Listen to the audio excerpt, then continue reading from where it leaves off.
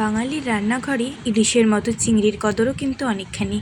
যদিও সেটা যদি হয় কুচো চিংড়ি, তবে এইভাবে রান্না করা যেতেই পারে। প্রথমে মশলার জন্য নিয়ে নিচ্ছি আদা, জিরে, ধনে, কাঁচা লঙ্কা ও রসুন। ভালো করে বেটে নিয়েছি।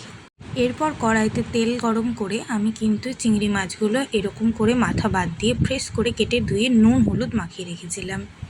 কড়াইয়ে তেল গরম হতে সুন্দর করে লাল লাল করে চিংড়ি মাছগুলো ভেজে নিচ্ছি আমি। দেখুন, এর থেকে বেশি লাল করবেন না, এরকম হালকা হালকা করেই রাখবেন। এইভাবে প্রত্যেকটি মাছ ভালো করে ভেজে নিয়েছি। চিংড়িগুলো ভাজা হয়ে গেলে সেই তেলে আগে থেকে কেটে রাখা আলুগুলো নুন ও পরিমাণ মতো হলুদ দিয়ে ভালো করে ভেজে নিচ্ছি। এরপর ফোড়নে দিয়ে দেব একটি তেজপাতা, একটি কাঁচা লঙ্কা, কিছুটা পাঁচফোড়ন ও কিছুটা গোটা গরম মশলা থেতো করে নিয়েছি। এরপর কেটে রাখা একটি মিডিয়াম সাইজের পেঁয়াজ ও টমেটো দিয়ে ভালো করে ভাজা ভাজা করে নিচ্ছি। তারপর পরিমাণ মতো নুন দিয়ে আরও কিছুক্ষণ নাড়াচাড়া করে সামান্য কিছুটা চিনি দিয়ে দিলাম। তারপর দিয়ে দিচ্ছি আগে থেকে বেটে রাখা মশলা ও পরিমাণ মতো হলুদ গুঁড়ো। মশলা থেকে তেল ছাড়া পর্যন্ত ভালো করে কষিয়ে নিচ্ছি। তারপর সামান্য গরম জল দিয়ে নাড়াচাড়া করে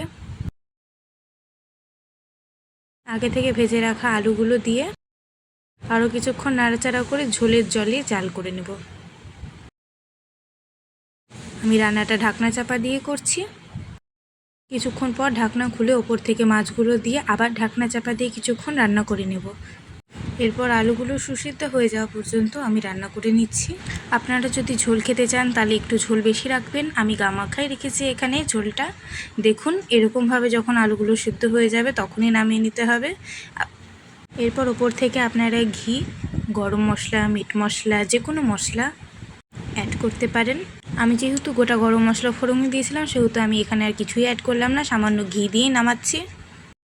এইভাবে একবার রান্না করে দেখবেন, আশা করি আপনাদের সকলের ভালো লাগবে।